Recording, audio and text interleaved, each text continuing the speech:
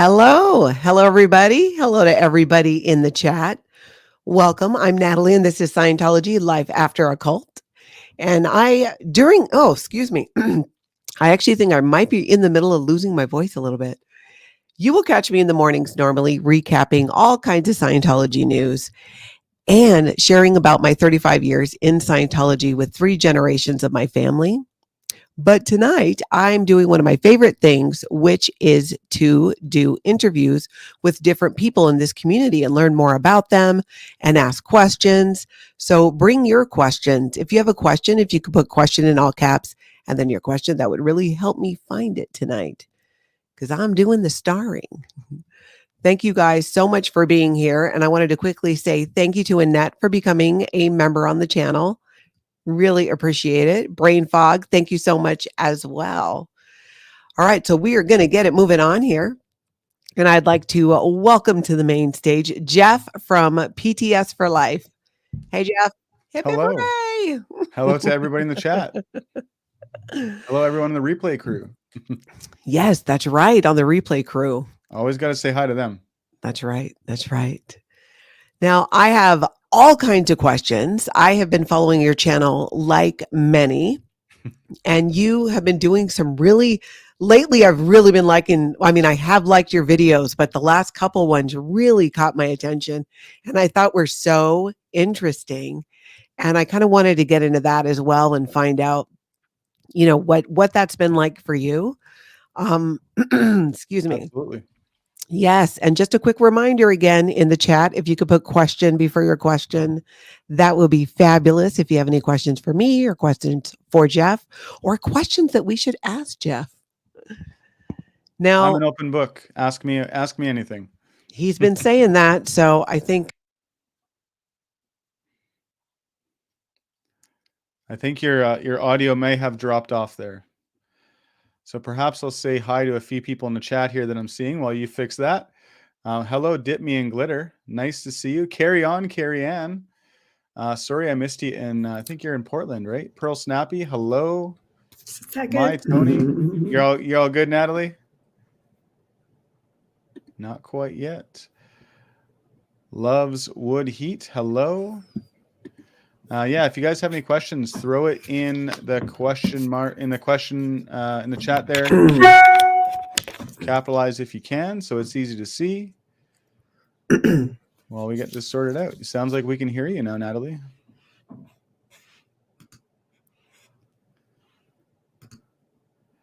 We have a question here. Okay, Paula how's Andrea. that? When will the total fall of Scientology be? Hey, that's a good question. I would say hopefully sooner than later, but all right. really know. How's that? Hear? Yes. Can you hear me? You. Okay, Perfect. great. Yeah. Fantastic. We're back in communication. We are back. Look at that. See how easy it is. And I will warn everyone, I have a very anxious dog sitting here and actually chewing on me right now. So if you hear any sounds or if I scream, that's why. What kind of dog? He's a black lab border collie mix. And oh, wow. He doesn't tend to like it when I do live streams. I don't know if he just doesn't like me talking to the screen here with no one else here, but it's weird. So dogs are so finicky. Yeah. Now, tell me, Jeff, the last few videos that I've watched were Portland and then in Seattle. Yes. And you went to, let's just start with Seattle. You went to the Seattle organization and you were able to videotape inside and you had an interaction with a staff member. Can you tell people a little bit about that? Yeah, absolutely. So I was actually going down to Portland for a completely separate reason. I was attending a conference down there, or a forum on spiritual abuse and education. And I just thought, you know what, I'm driving by. I live on the west coast of Canada, so straight shot down the I-5 down to Seattle. I thought, why not pop off the highway, see if they recognize me, and see if I can pop in there. I just threw a GoPro in my backpack. It wasn't even hidden. It was just sitting on the outside, just running. And I came around the corner of Seattle, and there was this guy, the guy you guys might see in the video, wearing all white, like a full-on jumpsuit. He was outside just trimming a bush that they have right outside the front doors there. And I said, hey, can I come in?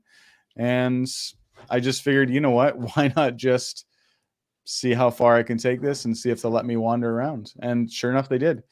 The first guy really went off on it went so much better than I thought it could have been. He went off on the weirdest conspiracy theories that is atypical of Scientologists and staff members, especially ones that have been in for a long time. They go Yeah. on weird tangents of like craziness, talking about the psychs and the pharmaceutical industry and all this stuff, and it Oh yeah. just could not have been any better. And I think that's why I got transferred to the second guy, because the second guy was listening and realizing that this, like, they're going to lose me completely, right? Like they ever had a chance. So yeah, it was just kind of a fun thing to do on my way down to Portland. And I always planned to audit the Portland org and protest them. Yeah. Yeah, just figured when in Rome, might as well, right? Yeah. What was that like for you? Have you been back in a Scientology org since you left Scientology? I have I not. mean, I would assume you've not, but yeah. No, and that's my first ideal org I've ever been in too. Yeah. I guess the closest I would have been to an ideal org would have been down at PAC base in LA, the Big Blue, LA org or whatever. But yeah, that's the first time in 12 years, I think, since then I've been in a Scientology organization. Wow. What was it like? Did it feel any way, or were you just like, no big deal? It was no big deal. The only time I've ever had, like, I've audited Vancouver, Portland now, and I'm going to do some more, which you guys will definitely see on my channel. So subscribe. But the only time I felt like a visceral reaction to being next to an org has been my local org, because that's where all my like the traumatic incidents and the sec checking and all that stuff happens. So that has that psychological ramification to it. Yeah. But the ideal orgs, they're so sterile. They're just there's no character to them. Maybe the outsides of the building are like, usually they're heritage, but once you get inside, it looks exactly the same at every org. It's just these panels, TV screens, and benches. That's it. Wow. So yeah. So they're all pretty much the same. I mean, like, Yeah. really, you mean literally like the same layout, do you think? I mean, I wouldn't say the layout's exactly the same, but like generally speaking, they're just like, they gave me this pamphlet, which is just like literally a map. And so I can tell you all the different aspects to it. There's the first one is Dynetics. They got a whole wall that just like dedicated to L. Ron Hubbard and the lies about him. And then it goes Scientology, purification, volunteer ministers, and it's just a panel with a screen. On the other side, panel with a screen. They may be laid out differently, but this is like the cookie cutter ideal org. This is what Austin looks like. This is what Mexico is going to look like. Chicago, all the same. So yeah, there's no originality to it. And I think the point of that is because Dave Miscavige doesn't trust his staff enough. Yeah. Oh, that's completely. Right. I remember in Scientology when they were coming out with the panels that, it's going to be so great. The public, raw public, as they called them, raw meat, would be able to just go and be in front of each panel. And even then it was like, well, but what about the whole people interaction? Well, there's policy about, by L. Ron Hubbard about talking to people. You're not supposed to talk to people. You're supposed to just get them to read a book. Right? Yes. That's what he says. I was the bookstore officer at Vancouver, and I did a lot of public book selling as well. And that's what you're supposed to do. And this is kind of that in a way, but in this case, you're just watching something that Dave Miscavige created, not L. Ron Hubbard. And it's just another way that he's pulling the actuality of Scientology away and making it his own. Like he's creating a different scenario for himself. Completely.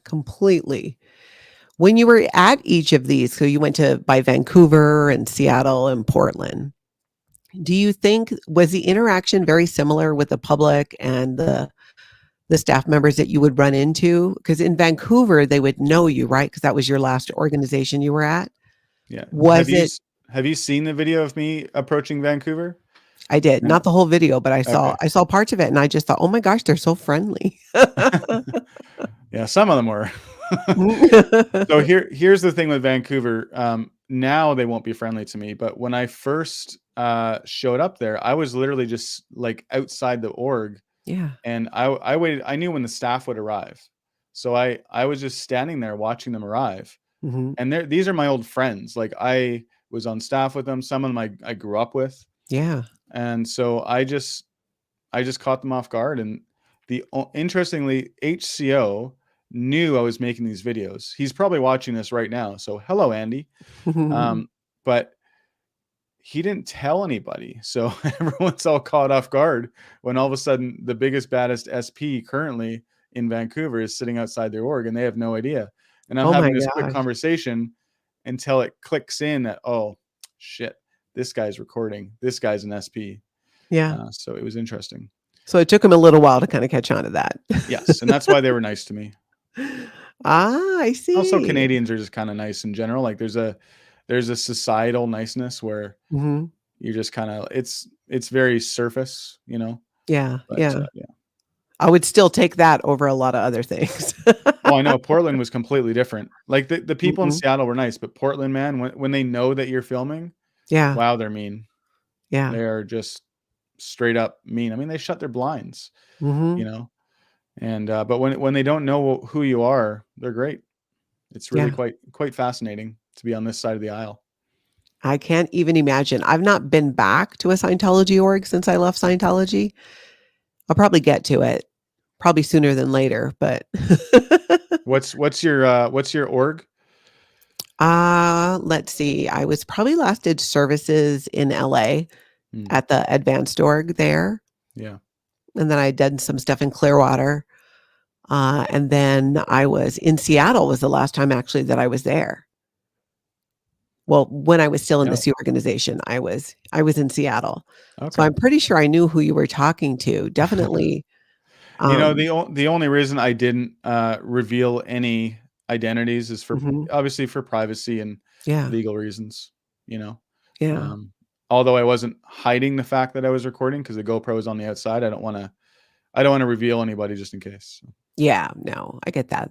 That makes sense. It's probably very wise. yeah, I mean, what are they going to do? Extradite me? I doubt Yeah. that. you know.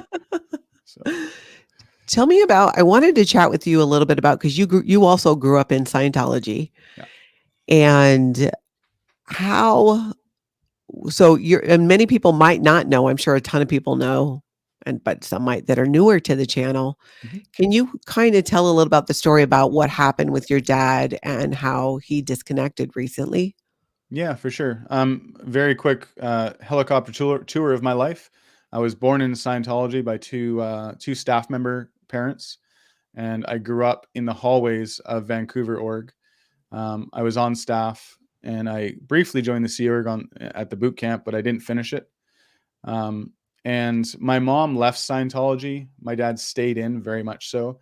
He was the executive director of CCHR, which is the front group that fights against psychiatry and psychology.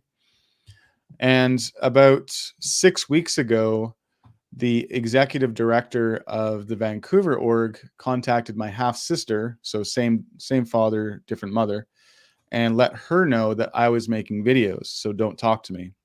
And Mhm. so my half sister contacted my dad and also let him know.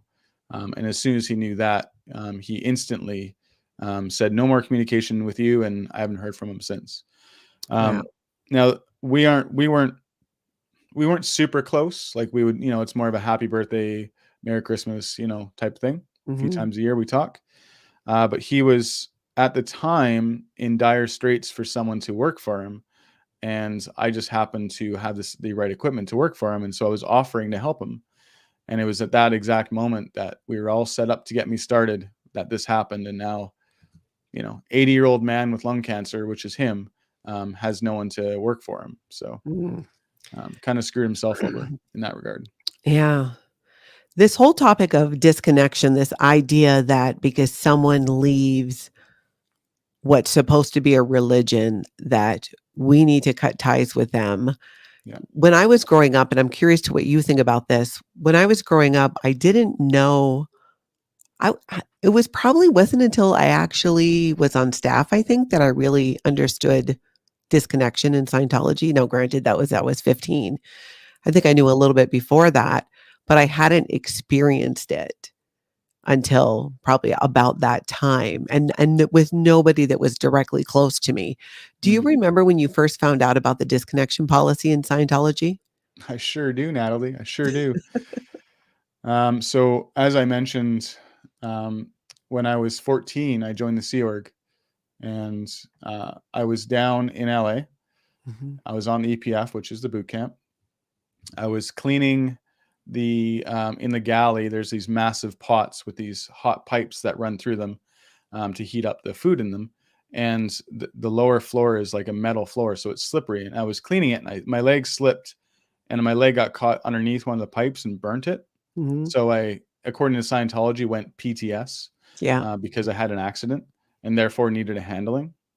And that handling basically pointed out that my mother, who had left Scientology and wasn't really for me being down there, was the suppressive person.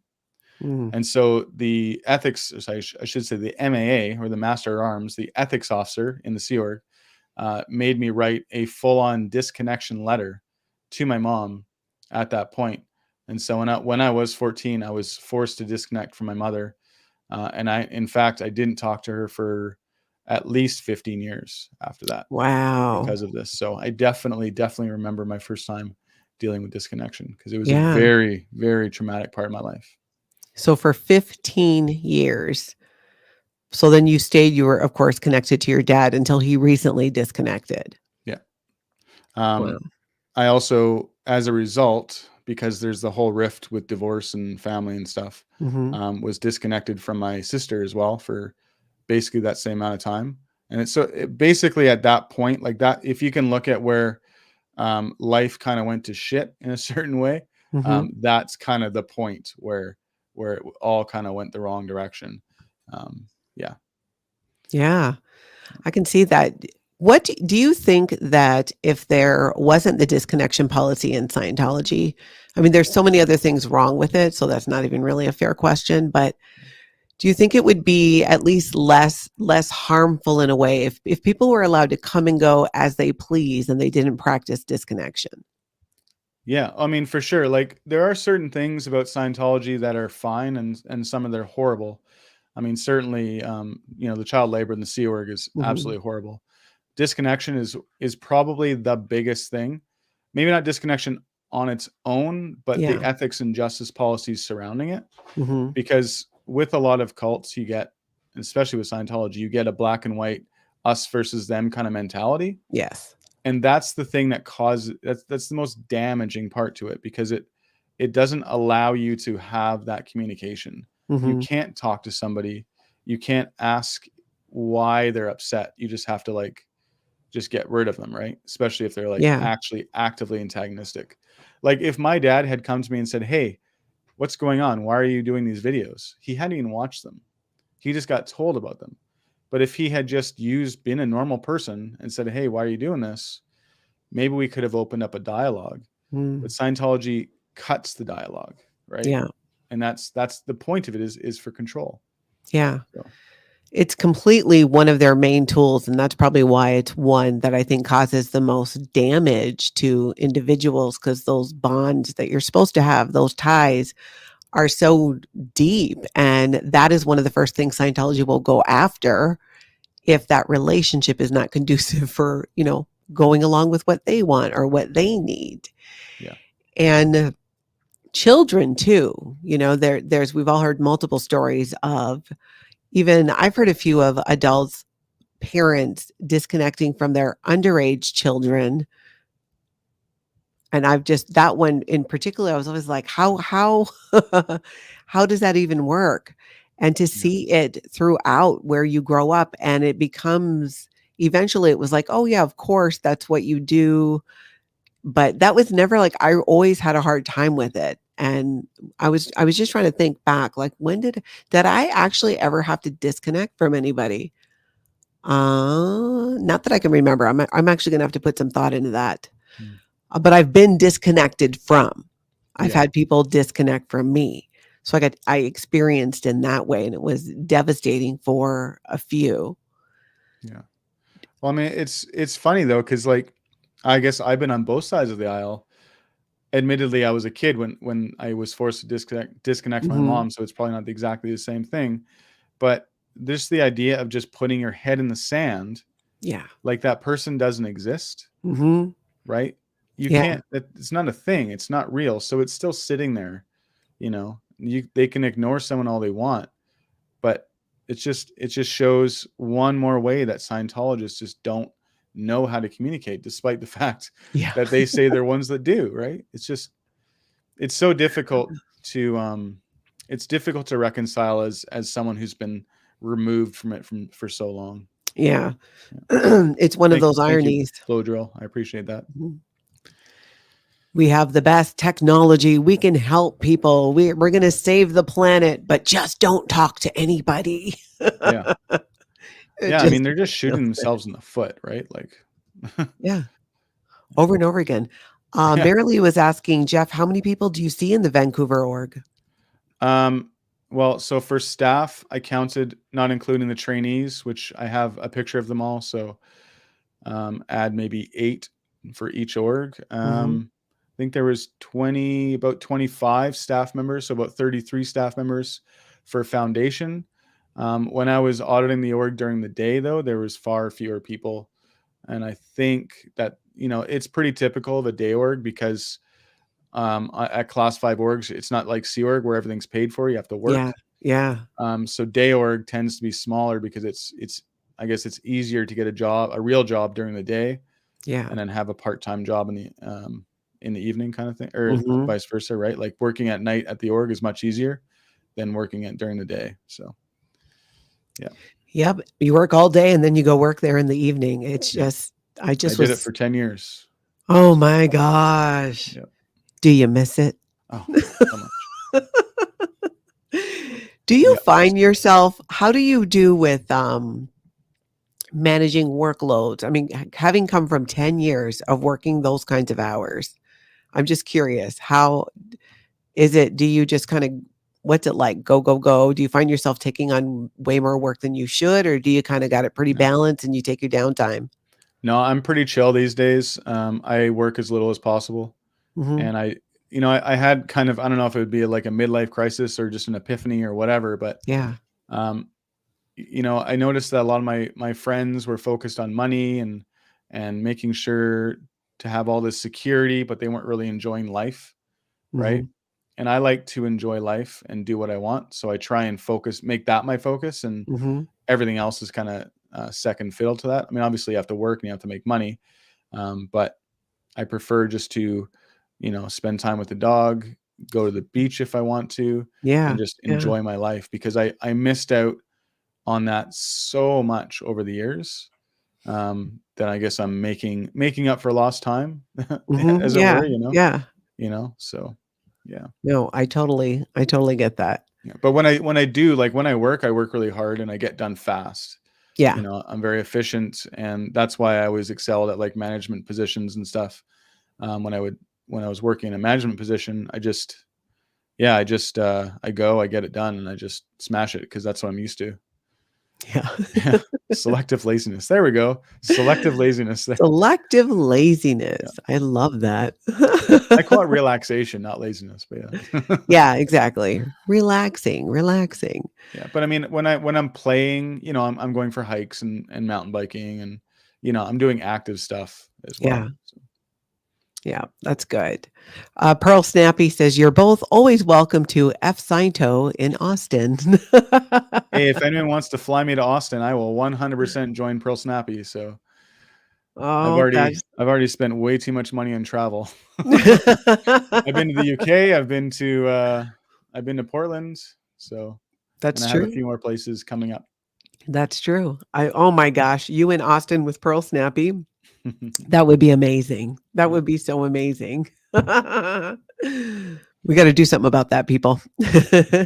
Tell Well, tell you guys can always Perion. buy me a bunch of coffees. I have a link in Yeah, my description. let me get your page pulled up too. Tell Perion, thank you so much for becoming a member here on the channel. One thing I wanted to ask you that I want to make Mhm. sure that I did not forget. Um, so since you left Scientology, it seems like when you talk about how, you're just very chill now. Mhm. When you were in Scientology, was it when you like, were you not chill because you were working so much, or was it more just kind of like, what did that stress feel like compared to being outside now, to how you Yeah, I feel mean, stressed now? yeah, for sure. I mean, like, when you're on staff and you have a full-time job, you're just constantly going, so you don't Yeah. really get a chance to relax. Hmm. Um, yeah, my schedule would be I'd wake up at like 6 a.m. and I'd go to work by 8, work the whole day, then go to a foundation shift, and I would work at the org 7 days a week. And then when I'd get home on the evenings, I would probably stay up till like midnight or something like that. So I'd get Hmm. like 6 hours of sleep, and my stress level was definitely a lot higher. Yeah. And my position at one point anyway was the bookstore officer during the release of the Golden Age of Knowledge, which is the massive, super duper important release that had a lot of stress involved in it. Like there was a lot Hmm. of attention being put on it. So that was Yeah. stressful. Um, but the stress level compared to now, I just don't have a lot of stress because I've actively made it so I remove stress from my life. Yeah.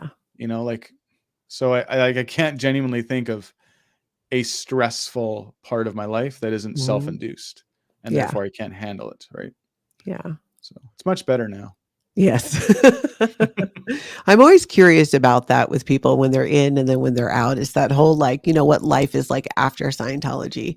And it's just different for different people. And Yeah. I think it's fascinating to find out. Yeah. I think it comes down to basic personality, right? So Hmm. Yeah, I think you're right. Hey, Carrie Ann, she says, I made the Portland org pull the shades today. Oh, how nice. fun. Hey, Yeah. Carrie Ann. It boggles my mind that they do that because, like, what's the point? We know what it looks like. Hmm. We know there's nobody in there. Yeah. Why not just keep your shades open, Yeah. and make And sure they you don't go bring a stick of away. truth next time, Carrie Ann. Come on. That's right. Tell me about the stick of truth for those who missed it. Okay, yeah. I mean, so I knew they were going to pull the shades, and so I have a 25-foot long selfie pole. It's actually for a 360 camera, so you can get fake drone shots and stuff, right? Ah. And I just attached my gimbal and phone to it, and I just lifted it up and shone the light on the truth that they are still empty. What did they do? Did you see anybody? Did you go back and Well, well, there was one person that was standing around, but I don't think they could see, mhm. So I think it was funny. I got to make a shirt about that soon too. The stick of The truth. stick of truth. I loved it. I did see that part. I loved it. Mac and cheese lovers asking, do people in Scientology choose to disconnect from people who leave, or are they forced to? They'd be forced to if they didn't choose it. Yeah. So this is where the policies of Scientology come into play, where there's two things you can do with a suppressive person. This is the policy. There's nothing else you can do. You can handle or you can disconnect. Mhm. So the handling, generally speaking, like if it's just a family member who's like, oh, I don't like that you're in Scientology, you just kind of like don't talk to them about Scientology, and you say it's called being talking with them good roads, good weather. So just good stuff. You avoid the topic altogether, and then you can carry on. But if there's someone that's actively really antagonistic and is like yelling and doing things that are slowing your bridge progress, as they call it, Yeah. then the only option is to disconnect. If you don't disconnect, you can't go up the bridge. So it's like you can choose. You don't have to technically, but you can't carry on in Scientology if you don't. So damned if you do, damned if you don't, kind of thing. Yeah, Yeah. exactly. They really don't. They create their own enemies so much with disconnection policy. That's why it just continues to blow my mind. But they're going to have to do it because that's what L. Ron Hubbard said you do. Yeah. And you can't change anything. No, no, they have to do that. Stephanie, thank you so much for becoming a member. Let's see. We talked to Carrie Ann. Popsicle People's asking, Jeff, do you think the Toronto org will be receiving new trainees back? Oh yeah. Every single org will. They all the program for the Golden Age of admin trainees is for every single org. They all have to have a certain amount of people posted those jobs. There's no orgs that are exempt to this. If they are, they get into trouble. So absolutely. Yeah. Another question by Cascade. Yesterday, I realized I share a birthday with David Miscavige. Should I change my birthday this year or next year? What's PN? Personal note?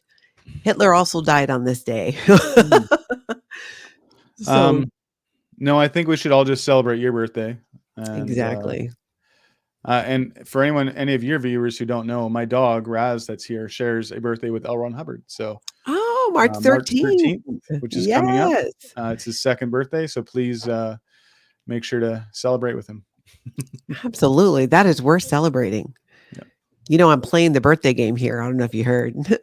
Yeah. Oh, gosh. Yes. Because we were forced to play it. I tell people on the channel almost every time, I'm like, we were forced to play the birthday game when you're a staff member and even when you're a public and you have to get your statistics straight up and vertical. And that is the gift to L. Ron Hubbard for his birthday. So here at my channel, we're working really hard to give the gift of expansion and straight up and vertical statistics to L. Ron Hubbard and David Miscavige by growing the channel to 20,000 subscribers by March 13th. Oh, wow. Tall order, but that is a tall order. Tall order, but I think we can do it. I think we can so do too. it. Yeah. So you go live every single day, you'll get the subs for sure. Yeah, it's been a lot. It's been a lot of fun. And very upsetting at times too. Yeah, that's the joy of being involved in a trauma survivors group. Yeah, I would agree with that. Okay, I just saw a question I was going to ask you. Did that's funny, Trevor. Did Hitler's soul go from him to LRH? Who knows? Yeah, I don't think the Still math waiting for works LRH to get back. He's a bit late.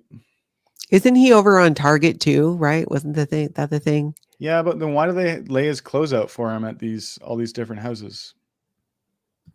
I know. It's contrary because I remember being told, that he's coming back. All Sea Org members have 21 years to return. Yeah, and I know he's gone to Target too as well, but he also hasn't finished OT 9 and 10 yet. So. But people think that he did because Scientology tells them that, oh, no, he did. You know what? I was never told that, though. So I'm curious whether it's something they actually say or not, too, like OT8s. Oh, about 9 and 10? Yeah. Well, remember how that was the whole thing with the birthday game and with getting, what was it? When each org reached the size of Old St. Hill, then OT 9 and 10 would be released. That's what it used to be. Maybe they stopped saying that because they switched to this Ideal Org program. And the Ideal Org program is different. It's no longer get your org to, or are they still shooting for St. Hill size? Well, I think, they're definitely doing their birthday game still. I know that because Dublin is doing pretty well. But I think that they've kind of flipped it on themselves where they said, oh, let's just put a building here first, and then maybe people will come in. I tell you what, I've been to 2 Ideal Orgs in this month so far, and people aren't coming in. So, yeah, it does seem that way. And when you were in the one in Seattle, I mean, we could really see nobody was there. And each time I see somebody who makes it into a Scientology org and does some videotaping, even from the outside, nobody's there. Yeah, and I was hanging outside Vancouver org in 2 different time frames, and it should be busy. It's not. Yeah. So it's just crazy. Yep. I am going to grab another question here.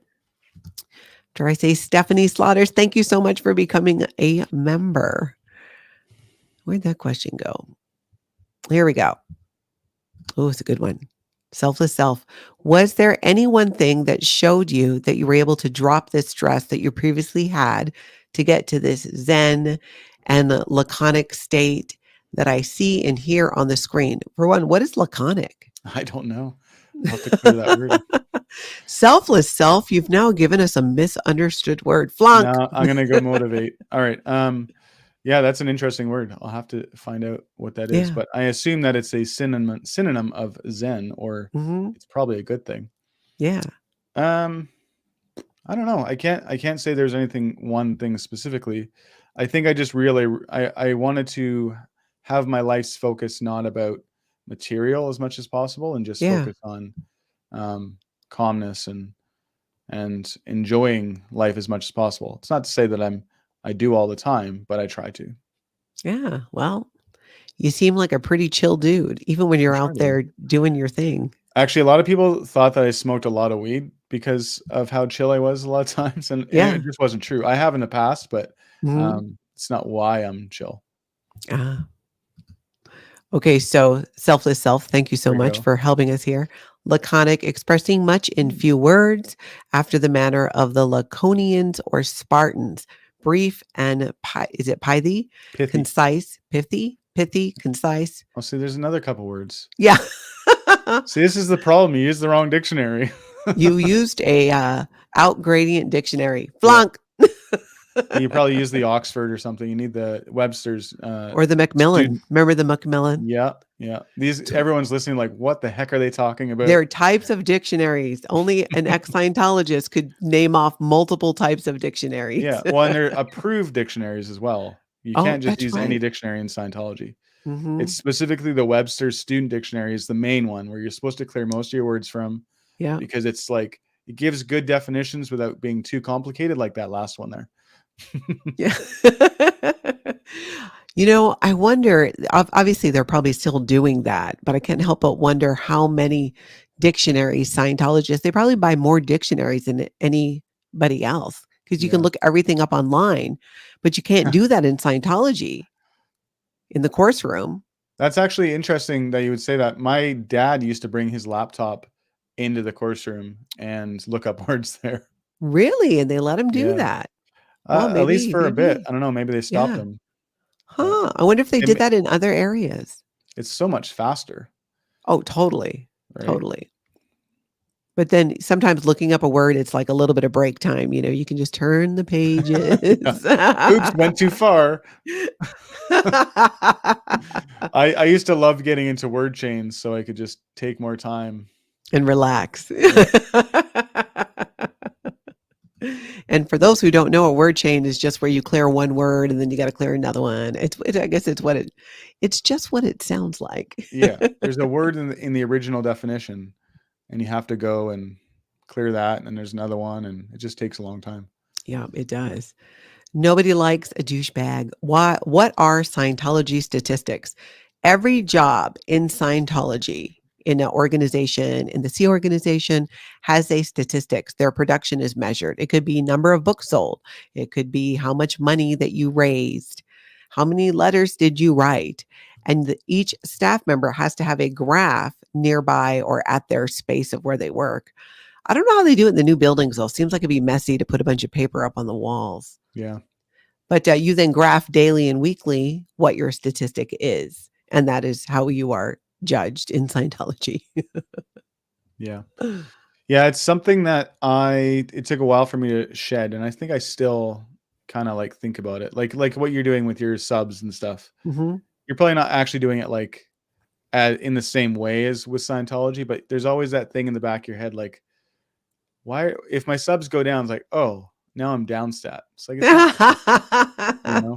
So, Yeah, no, I totally get it. That is one thing that I think I think just it was just breaking the habit mhm. and celebrating, what would be considered the downside of things, or what before I would have thought of as failure.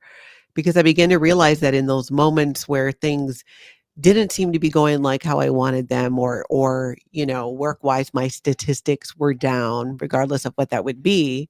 I got a lot more comfortable with that. One, because Mhm. it's so arbitrary and unrealistic to every single day and every single week do more than you did the week before. You can only do so much. And it's this unrealistic thinking, which is all part of that, like that black and white thinking in Scientology. So I'm happy to say now I'm kind of like, I mean, I know what I need to do. I like loosely track things, Yeah. but that took a lot of time, a lot of Yeah. time. Yeah, it's definitely shaking the idea that you're down stat or Yeah, not as good of a exactly. person if you don't produce as much or more as last week, Yeah. is tough. Yeah, no, I want to grow my channel and get 20,000 subscribers by L. Ron Hubbard's birthday because I'm petty and I know how much it's gonna piss off Scientology. Well, and seeing as we're talking about that, I want to get to 10,000 by Ella Roach's birthday. Let's Actually, be petty By together. Raz's birthday. Yes, But let me pull up your channel. We will both be petty. We will I'm a stick little it to ways off. Scientology. But the reason I want to do that is I have something planned, and I would like to be able to do a fundraiser during it. But I can't do a fundraiser on YouTube until that happens. I mean, I'll probably still do the fundraiser anyway, but I Mhm. would love to make it easy to do. Then, because YouTube makes it super easy to do a So you fundraiser. can do a fundraiser on YouTube when you have 10,000 subs? Correct. Yeah, you can't do one if you have less than that.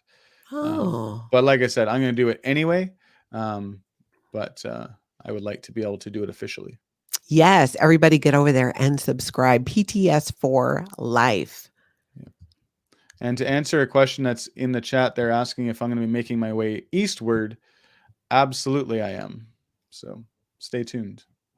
Yeah, it's exciting. I was going to ask you where, but then I realized you're probably not going to say exactly where, but it does sound like you may be popping up here and there and everywhere. One never knows where Jeff might show up. Yes, I will show up. I don't like to make, even like my local org, I think, oh, I'm going to make an announcement. I'm going to go audit them tomorrow or the next day. And I kind of worry about letting them know, especially if I'm traveling a long distance. Yeah. I don't want to make it a waste of a trip. Yeah. No, I get that. Why the sneeze during my intro? Good question. So when I originally started it, my name is PTS for life, which is potential trouble source for life. And one of the beliefs in Scientology is if you get sick or you trip or have an issue like hurt yourself or something like that, then you're a potential trouble source. You're attached to a suppressive person. And so it's just kind of me being goofy and tongue in cheek about being sick for life with the sneeze. Ah, Just being goofy. that makes sense. I like that.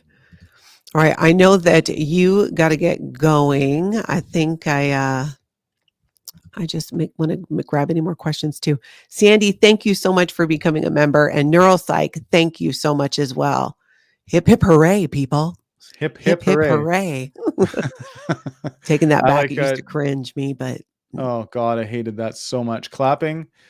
I remember, and I can just say one more story just before we go. I remember when the whole Tom Cruise video came out where he's in that turtleneck and he's like laughing like crazy. The sheer amount of clapping that happened during that video to him. yeah. I remember how raw my hands were after that. It was horrific. But you can't stop clapping unless other people stop clapping, because then the attention gets put on you and you get in trouble. Yeah. Right? So you gotta That would be keep a bad praising. indicator. It's a bad indicator, yeah. Oh, it's so dumb. But yeah. Oh, this is funny. Will Gunn says Merriam-Webster seems to be the only online dictionary that does not include the word Scientology. Really? How ironic. That's funny. That is fantastic. I absolutely love that. And real quick before we head out, Nick, thank you so much. Cam and Danny's cases have been dropped. I put that on my community page earlier as well.